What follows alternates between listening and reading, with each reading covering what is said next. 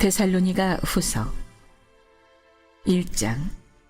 바울과 실로아노와 디모데는 하나님 우리 아버지와 주 예수 그리스도 안에 있는 데살로니가인의 교회에 편지하노니, 하나님 아버지와 주 예수 그리스도로부터 은혜와 평강이 너희에게 있을지어다. 형제들아, 우리가 너희를 위하여 항상 하나님께 감사할지니 이것이 당연함은 너희의 믿음이 더욱 자라고 너희가 다 각기 서로 사랑함이 풍성함이니, 그러므로 너희가 견디고 있는 모든 박해와 환난 중에서 너희 인내와 믿음으로 말미암아 하나님의 여러 교회에서 우리가 친히 자랑하노라. 이는 하나님의 공의로운 심판의 표요, 너희로 하여금 하나님의 나라에 합당한 자로 여김을 받게 하려 함이니, 그 나라를 위하여 너희가 또한 고난을 받느니라. 너희로 환난을 받게 하는 자들에게는 환난으로 갚으시고, 환난을 받는 너희에게는 우리와 함께 안식으로 갚으시는 것이 하나님의 공이시니, 주 예수께서 자기의 능력의 천사들과 함께 하늘로부터 불꽃 가운데 나타나실 때에 하나님을 모르는 자들과 우리 주 예수의 복음에 복종하지 않는 자들에게 형벌을 내리시리니, 이런 자들은 주의 얼굴과 그의 힘의 영광을 떠나 영원한 멸망의 형벌을 받으리로다. 그날에 그가 강림하사 그의 성도들에게서 영광을 받으시고 모든 믿는 자들에게서 놀랍게 여김을 얻으시리니, 이는 우리의 증거가 너희에게 믿어졌음이라. 이러므로 우리도 항상 너희를 위하여 기도함은 우리 하나님이 너희를 그 부르심에 합당한 자로 여기시고 모든 선을 기뻐함과 믿음의 역사를 능력으로 이루게 하시고, 우리 하나님과 주 예수 그리스도의 은혜대로 우리 주 예수의 이름이 너희 가운데서 영광을 받으시고 너희도 그 안에서 영광을 받게 하려 함이라. 오늘도 이 추위에도 불구하고 이른 새벽 미명에 주님 품에 나온 여러분 모두를 주님의 이름으로 축복하고 환영합니다. 우리가 주님께 가까이 나가면 나갈수록 주님이 우리에게 주시는 행복, 기쁨, 축복의 문이 열리는 거고요. 우리가 세상을 향해 가까이 나가면 나갈수록 근심과 걱정, 좌절과 절망, 불안과 공포밖에 없는 겁니다. 우리가 주님께 오늘도 이른 새벽 미명 가까이 나왔으니 주님이 주시는 하늘의 평화와 축복, 그리고 감사와 행복이 여러분의 삶의 자리 가운데 가득 흘러 넘치게 될 줄로 믿습니다. 오늘 데살로니가 후서, 오늘부터 데살로니가 전서에 이어서 이 후서의 말씀을 우리가 한 장씩 읽으며 또 묵상하며 나갑니다. 참 이 데살로니가라고 하는 이 단어만 들어도 마음이 따뜻해지고 행복해져요.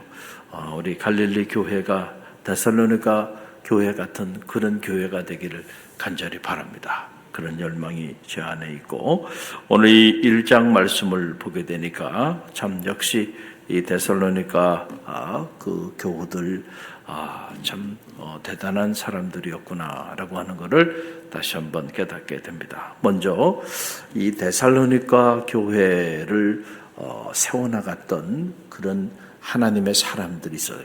이게 복음의 주역들이다라고 우리가 말할 수가 있는데, 그 사람들이 오늘 1절 말씀에 보게 되면 기록이 돼 있어요. 우리 함께 읽어봅니다. 바울과 실로아노와 디모데는 하나님 우리 아버지와 주 예수 그리스도 안에 있는 데살로니가의 교회에 편지하노니. 이 세 사람이에요. 이 세 사람이 데살로니가 교회를 세운 주역들입니다. 우리가 이미 묵상했던 것처럼 사도 바울과 실라가 이 데살로니가 지역에 가서 복음을 전했는데 오래 전하지는 않았어요. 한 3주 정도 머물렀다는 겁니다. 그런데 놀랍게도 그 3주 머무르는 동안에 그들이 이 사도행전 17장에 보게 되면 복음을 전합니다. 계속 복음을 전해요. 그 놀라운 사실은 지금이야 뭐 복음을 전해도 그걸 복음에 대해서 부정적인 생각을 사람들이 가지고 있다고 해서 막 달려들어서 폭행을 하거나 박해를 하거나 생명을 앗아가거나 뭐 그러지는 못하잖아요. 그냥 이렇게 불편한 표정을 지을 뿐이지. 근데 그 당시는 그렇지 않았단 말이에요. 아주 무서운 박해 상황이었는데, 그런데 3주간 짧게 머물면서 그 머무는 곳에서 그렇게 복음을 전합니다. 자, 그런데 유대인의 박해가 너무 심해. 그래서 견딜 수가 없는 거예요. 그래서 할 수 없이 이제 아덴으로 이렇게 피신을 해서 가게 되는데, 그 3주간 머물면서 복음을 전했는데, 그때 복음을 들은 자들이 예수 그리스도를 구주로 영접하고 데살로니가 교회를 세우게 되는 거예요. 여러분, 이런 걸 보면 놀랍죠. 할렐루야. 바울이 능력이 있는 게 아니에요. 신라가 능력이 있는 게 아니고요. 복음이 능력이 있는 겁니다. 할렐루야. 여러분, 가만히 보세요.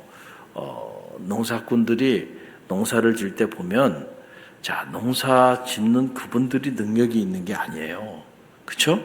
하나님이 이 좋은 종자, 좋은 씨에 이미 뭐를 허락하여 주셨어요? 생명을 허락하여 주셨어요. 그래서 교훈에 좋은 종자를 잘 보관해 놨다가 봄이 되면 땅을 기경합니다. 그렇죠? 그 땅 자체에 생명의 기운이 자리하는 것도 농부가 하는 일이 아니에요. 그렇죠? 이미 그 자체에 하나님이 생명의 기운을 허락하여 주신 거예요.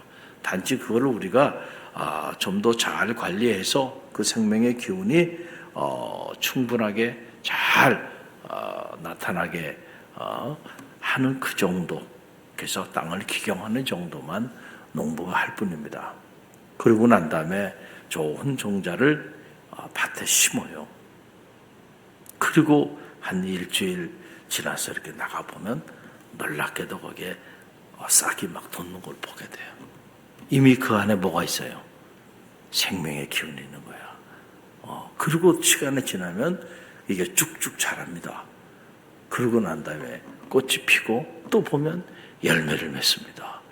어떻게 보면 농부가 하는 것 같지만 농부가 하는 거 아니에요. 이미 생명의 기운을 허락하여 주신 거예요, 하나님이. 할렐루야. 단지 그것을 우리가 이렇게 잘 관리를 할 뿐인 거죠. 여러분, 복음도 마찬가지예요. 자, 복음이라고 하는 종자를 우리에게 다 줬어요. 그리고 그 안에는 생명이 담겨 있습니다. 중요한 거는요, 이걸 우리가 농작의 원리라 그래요. 농작의 원리. 자, 그런데 우리가 이 종자를 뿌려야 되잖아요. 일단 밭을 기경해야 되겠죠. 그 밭이 있어야 될 거 아니에요. 밭이. 예를 들면 우리 갈릴리 교회가 지금 이 지역에 있으니까 이 지역이 우리가 어떻게 해야, 농사를 져야 되는 밭이에요. 밭. 그러니까 우리가 근데 농부가 밭에 나가지도 않아. 1년 내내. 밭을 기경하지도 않아. 밭에 나가가지고 씨앗도 뿌리질 않네. 그러면 이 농부는 어떤 농부예요? 농부가 아니죠. 농부가 아니야. 그러면은 자, 가을이 됐어요. 한 해가 지나갔어요. 결실을 할 게 있어요, 없어요? 결실할 게 없죠. 아니, 땅을 기경한 적도 없어요. 그 다음에 그 씨앗을 뿌린 적도 없어요. 그리고 때를 따라 가서 좀 들여다보고 관리한 적도 없어요. 그런데 어떻게 가을이 되고 한 해가 지나는데 저절로 막 열매가 맺히고 꽃이 피나요? 여러분, 그런 일은 일어나지 않겠는 말이에요. 그러니까 똑같은 원리입니다. 이 농작의 원리예요. 복음의 원리도. 3주간 머물렀지만 3주 동안 머무르는 동안 그곳에서 복음을 전합니다. 어떻게 보면 거친 땅에 복음의 씨앗을 뿌린 거예요. 그런데 놀랍게도 거기에 생명의 역사들이 나타나기 시작했다. 그리고 바울과 실라가 이제 그곳에서 더 머물러 있을 수 없게 되었을 때에 그곳에 평신도 지도자인 디모데를 또 파송합니다. 그렇죠? 내 디모데가 나를 보내소서 내가 가겠나이다. 그 디모데가 바울을 대신해서 또 데살로니가로 들어갑니다. 그리고 그곳에서 복음을 전하고 그들을 양육합니다. 훌륭한 평신도 지도자들이에요. 근데 그런 헌신한 자들이 있어가지고 데살로니가 교회가 작은 기간 복음을 제시했는데 3주에 3주. 근데 교회가 폭발적인 성장을 합니다. 그러니까 복음의 수용력이 너무 뛰어난 성도들이었던 거예요. 딱 제시하니까 받아들이고 그리고 쭉쭉 믿음이 성장하기 시작했다. 그래서 그 기록이 나오는데 그 기록이 3절에 보게 되면 당시 데살로니가 교회의 영적인 상태가 기록이 돼 있어요. 함께 읽어봅니다. 형제들아, 우리가 너희를 위하여 항상 하나님께 감사할지니 이것이 당연함은 너희의 믿음이 더욱 자라고 너희가 다 각기 서로 사랑함이 풍성함이라. 아멘. 이게 데살로니가 교회입니다. 자, 이렇게 짧은 기간 복음을 전했는데 그 복음의 씨앗, 그 복음을 접하고는 그들의 믿음이 어떻게 자랐다고요? 더욱 자랐다는 거예요. 쭉쭉 자라는 거예요. 여러분, 우리가 자녀를 키울 때도 어린 자녀가 이렇게 쭉쭉 자라는 모습을 보면 행복하죠. 기쁘죠. 어린 손자가 잘 자라는 거 보면 기뻐요. 마찬가지예요. 믿음 안에서도 이렇게 복음을 제시하고 양육을 하고 훈련을 시켰는데 보니까 믿음 안에서 쭉쭉 성장해. 자, 그 모습을 보면 행복해요, 행복하지 않아요? 행복하죠. 너무너무 행복하죠. 근데 그 반대는 너무너무 불행합니다. 아무리 복음을 전하고 양육을 하고 훈련을 하고 붕해를 하고 뭐 다 했는데 전혀 자라질 않네, 신앙이. 여러분, 그러면 얼마나 낙심스럽습니까? 얼마나 힘이 들어요. 그렇죠? 할렐루야. 제가 얼마 전에 이게 세미나를 했잖아요. 세미나를 하면서도 저도 여러 생각이 들더라고요. 한 반 정도는 믿지 않는 분들, 반 정도는 믿는 분들이 이 두 번째 세미나 때 이렇게 왔는데, 그래서 이제 믿지 않는 분들을 대상으로 제가 이 영적인 테라피에 대한 얘기를 이렇게 했어요. 근데 믿는 성도들의 반응을 제가 이렇게 봤어요. 봤더니 믿는 성도들의 모습을 보니까 제가 이렇게 느끼기에 제 마음에 어떤 느낌이 드냐면 저분들은 이미 믿음을 가지고 있는 거야. 신앙생활을 하고 있는 거야. 그러니까 저분들은 이 자화상에 대한 체험이 있어야 돼. 내가 신앙생활 하는 것 때문에 내가 하나님의 자녀라고 하는 거, 하나님의 작품이라고 하는 거, 그래서 이 자존감의 문제는 다른 사람보다는 자존감이 높아야 되는데 제가 이렇게 강의를 하면서 보니까 전혀 높아 보이질 않아. 그 표정을 보면 알거든요. 표정을 보면 알아. 그래서 제가 가슴이 아프더라고요, 한편으로는. 그렇구나. 정말로 믿을 때, 정말로 내가 하나님의 자녀이고 내가 하나님의 작품을 정말로 믿을 때, 여러분, 그럴 때 우리의 자존감이 상승하는 거예요. 할렐루야. 근데 목사님, 제가 집사고요, 제가 권사고요, 제가 장로고요, 제가 10년, 20년, 30년 신앙생활 했는데 아직도 저는 자존감이 낮아요. 뭐 이런 모습으로 저를 쳐다보는 것 같은 느낌을 제가 받았어. 그래서 제가 마음 한 부분에서는 좀 힘들었어요. 그런데 이 믿지 않는 분들의 모습을 보니까 그분들은요 신기한 거야. 신기해. 그래서 나도 이렇게 신앙생활을 해야 되겠다. 이런 느낌이 이렇게 막 와요. 그러나 이 강의는 그 믿지 않는 분들을 타겟으로 제가 복음을 쉽게 예화를 통해서 모두가 아는 내용을 통해서 이렇게 제시를 한 거예요. 그러면서 제 안에 이렇게 지금까지도 드는 생각이, 우리가 복음을 접하는 것 중요한데 실제로 이 복음이 나를 살리는 복음이 돼야 돼. 할렐루야. 그리고 이 복음을 들었을 때 내 믿음이 더욱 성장하게 되기를 간절히 바랍니다. 우리가 신앙생활을 오래 했는데 전혀 믿음이 성장하고 있지 않다고 한다면 여러분, 너무너무 안타까운 일이 아닐까. 이거만큼 안타까운 일이 어디 있겠는가. 저는 우리 갈릴리 교회가 이 데살로니가 교회처럼 복음이 전해져서 여러분의 믿음이 점점 더 성장하게 되기를 간절히 바랍니다. 여러분, 밭도 많이 있잖아요. 여기도 있고 저기도 있고. 그런데 이쪽에 있는 밭은 막 싹이 나고 열매가 나고 꽃이 피고 막 이러는데, 이쪽은 그냥 이렇게 싹이 돋다가 사라져버려. 꽃이 피다가 사라져버려. 열매가 없어. 여러분은 어떤 밭인지를 한번 점검해 보고요. 저는 말하는 갈릴리 교회 전체 밭들이 이렇게 믿음이 다른 것보다도 믿음이 성장하게 되는, 그래서 믿음이 막 타올라서 말이죠. 그 믿음으로 간증하고 그 믿음으로 복음을 전하고, 믿음이 없이는 하나님을 기쁘시게 하지 못하나니 하나님께 나아가는 자는 그가 자기를 찾는 자들에게 상 주시는 자이심을 믿어야 할지니라. 할렐루야. 할 수 있거든요. 무엇이냐? 믿는 자들에게 능치 못함이 없나니라. 할렐루야. 너에게 겨자씨만한 믿음이 있다 할지라도 이 산을 여기서 저리로 옮기리라. 믿음의 사람들이 돼서 믿음의 생각을 하고 믿음의 눈을 갖고 믿음의 결단을 하고요, 믿음으로 하나님의 미래를 내다보면서 그렇게 나아가는 그런 갈릴리 교회 성도들이 다 되시길 간절히 바랍니다.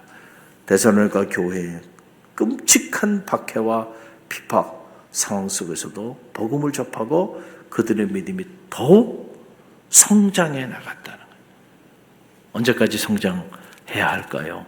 주님 부르시는 그날까지 우리의 믿음이 계속 성장해서 마지막 주님 부르시는 그날 그리스도의 완전에까지 이르는 그런 축복이 저와 여러분 가운데 있게 되길 바랍니다. 또 하나 데살로니가 교회는 어떤 교회냐면은 각기 서로 사랑함이 풍성했다.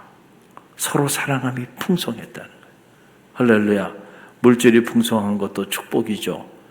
그러나 그것보다 정말로 축복은 주님의 사랑이 풍성한 거예요. 여러분의 가정에도 그 사랑이 풍성하길 바랍니다. 여러분의 삶에도 이 사랑이 풍성하길 바라요. 우리 갈릴리 교회도 이 주님의 사랑이 풍성한 교회가 되기를 간절히 바랍니다. 두 가지예요. 믿음이 성장하고 사랑이 풍성한 거예요. 그게 데살로니가 교회에서 박해 상황 속에서도.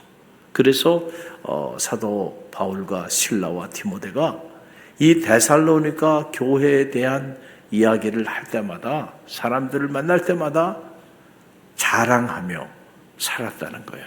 여러분, 그 내용이 4절에 나와요. 4절 함께 읽어봅니다. 그러므로 너희가 견디고 있는 모든 박해와 환난 중에서 너희 인내와 믿음으로 말미암아 하나님의 여러 교회에서 우리가 친히 자랑하노라. 할렐루야. 그러니까 이 데살로니가 교회는 바울과 실라와 디모데가 여러 교회를 다닐 때마다 데살로니가 교회에 대한 자랑을 하는, 데살로니가 교회 이런 교회다 말이에요. 갈릴리 교회도 제가 여러 교회를 방문하고 여러 목회자들을 만날 때마다 제가 자랑하고 있어요. 할렐루야. 갈릴리 교회도 좋은 소문이 나는 교회입니다.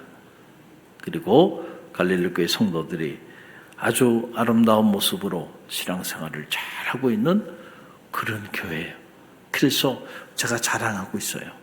그런데 이 자랑이 더 깊어지고 이 자랑이 더 넓어지는 은혜가 있게 되기를 간절히 바랍니다. 그렇다고 여러분이 너무 교만해지면 안 되고 또 너무 자족해도 안 되고요. 내가 더 믿음으로 더 성장해야 되겠다. 사랑 안에서 더 풍성해야 되겠다. 무엇보다 복음의 역사를 더 이루어야 되겠다. 그런 여러분들이 마음의 소망과 열망을 가져보세요. 그러면 여러분에 대한 소문이 더 큰 좋은 소문들이 그래서 많은 교회들의 본이 되고 모델이 되는 그런 이상적인 교회, 바로 갈릴리 교회가 되기를 주님의 이름으로 간절히 축원드립니다.